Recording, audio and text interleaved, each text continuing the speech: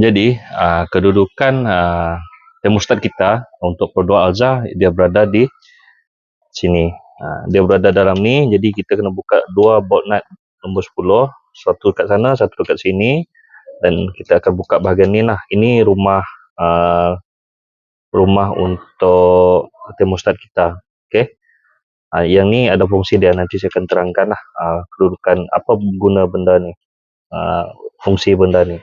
Kan di bawah ni adalah sensor bagi mengawal suhu, coolant temperature sensor, kalau tak silap saya lah. Okay, kalau kita cabut ni, kita on kunci, kipas radiator automatik akan berpusing. Kalau kita cabut, untuk kita menguji sensor ni berfungsi baik ataupun tidak. Kalau kita cabut ni, semasa on kunci, motor kipas ni tak akan berpusing. Ini kita tahu kalau ni dah rosak. Ini cara kita nak menguji dia lah. Jadi ini saya tak kacau. Saya akan buka bahagian termostat ni lah.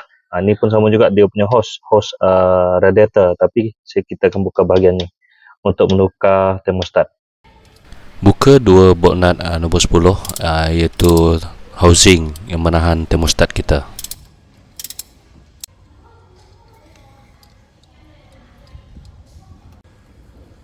Keluarkan perlahan, dia pegang pada hose radiator tu dan bahagian housing, dan pastikan ada penadah lah dekat bawah kereta, baru kita keluarkan termostat.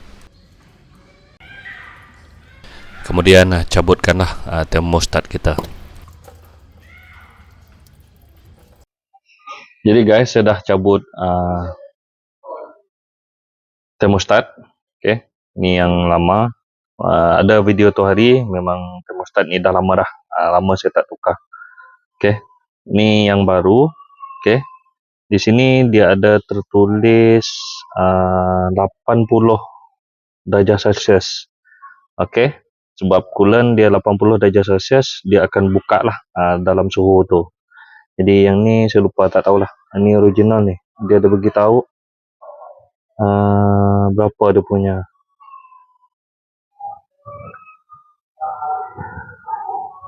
80 darjah Celsius. Sama lah dengan yang original ni. Okay, ini adalah dia punya ring. Okay, sini ada ring. Okay, apa yang saya kata tadi, yang ring ni, kedudukan dia dekat mana, semasa kita pasang, ring ni mesti di atas. Dia ada tanda ni, ada marking, kedudukan dia berada di sini semasa kita pasang. Okay, saya tunjukkan. Dia begini. Okay, terbalik pula. Okay, tanda ni, marking ni mesti berada di sini. Tengok, marking dengan ring ni, dia mesti berada di situ semasa kita pasang dia. Alright. Okay, bawah tu kita sediakanlah tempat menadah untuk coolant. Tak apa, kita akan isi coolant baru nanti. Okay, kedudukan dia macam ni, kita akan masukkan ke dalam ni nanti. Lepas tu kita top up coolant. Right, kita akan pasang. Sebelum kita buat pemasangan termostat yang baru, kita bersihkan bahagian cantuman termostat tu. Bersihlah, bagi ratakan. Nanti kita bagi gasket gum untuk sebelum memasang dia. Pada bahagian housing dia ni, kita keluarkan klip dan kita cabutlah, goyang-goyangkan sedikit, dan kemudian kita cabutkan dia punya housing ni.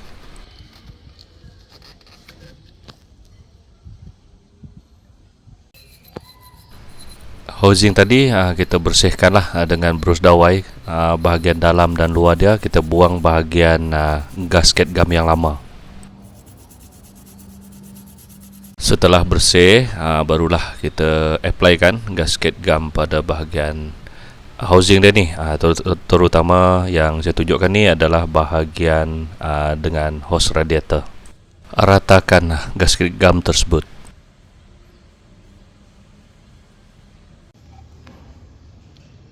Masukkan ke hose radiator dan pasangkan klip balik.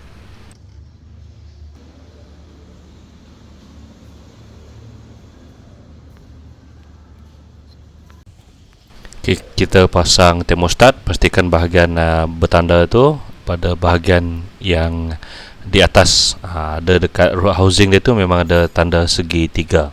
Jadi kita letak ke atas dan kemudian kita masukkan pada bahagian block engine.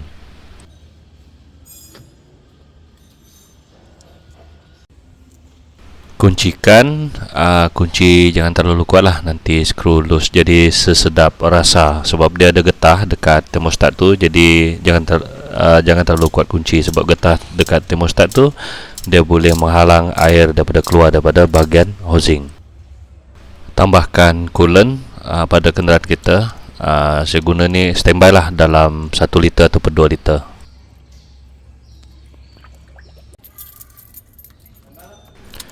Kemudian hidupkan enjin, dan semasa enjin hidup kita top up lah pada bahagian coolant dia untuk buang buih, dan kurang kita tambah lagi coolant dalam radiator kita.